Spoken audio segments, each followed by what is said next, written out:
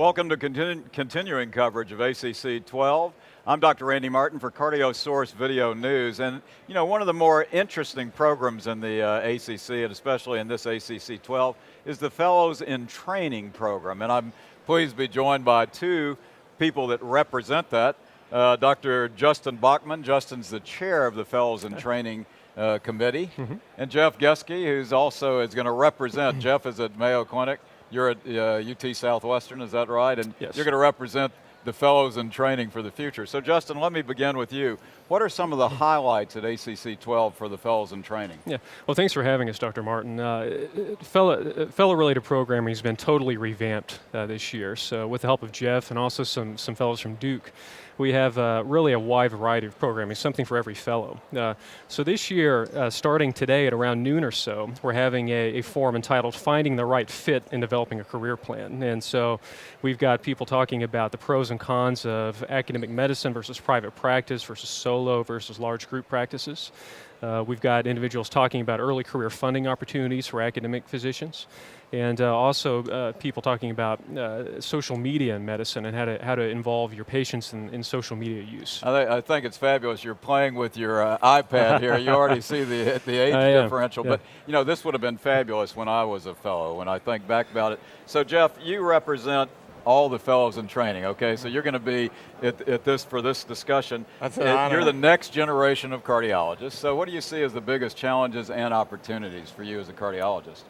That's a great question. I think that sessions like ACC.12 really point out how much information there really is.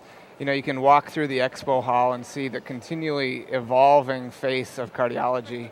You just flip through the even just the program here, and you can see all the different things that are coming about, new knowledge.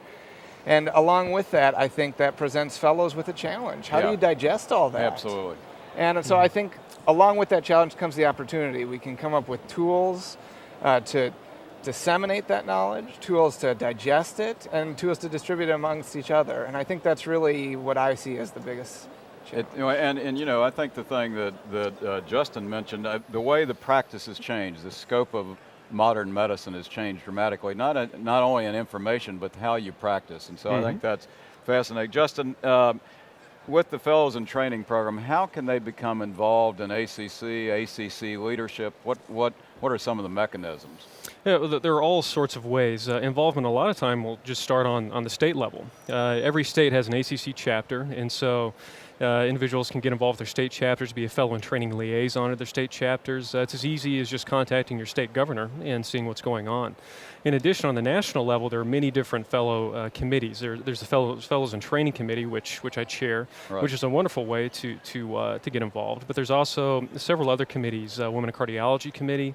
All of these committees have fellow representatives. And excitingly this year, particularly with NCDR, the National Cardiovascular Data Registry, NCDR has chosen to appoint 2 fellows to the research and publication committees for each registry. That's great. So fellows are now getting involved with research and outcomes and quality improvement on the ground level. So I hear the continuing word of become involved. I think that's really critical for the future of not only the society, but for the future of the practice. Absolutely, and our profession. Absolutely. So Jeff, let me ask you, you know, since Justin's walking around with his iPad, probably got an iPhone and all that, how do the Fellows in Training keep in touch during this meeting and then after the meeting?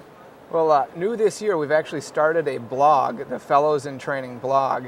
And the blog is a way for fellows from around the country to connect with one another. We have about 50 reporters, roving reporters, that fellows have signed up for these spots.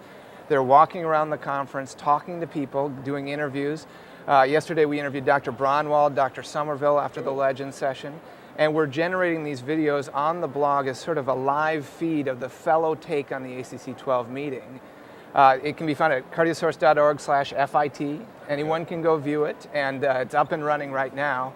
And I think that not only does it help fellows connect here at the conference, people who aren't at the conference can see what's going on, and I'm hopeful that it'll develop as a web community that will persist beyond the conference as a way for fellows to communicate. And it's up there all year, so people can do that. I mean, I think it's plus you're getting an experience at being media, which is a good experience, and that's it. So if you look down the future, where does the Fellow in Training Committee go? in this whole program? Where do you, if you had to look out 5 years, where's it going? Well, I think in terms of our future, where fellows in training go, I think fellows in training have a long ways to go with advocacy work. With both academics, advocating for more NIH research funding, advocating for payment reform on the local and also the national level.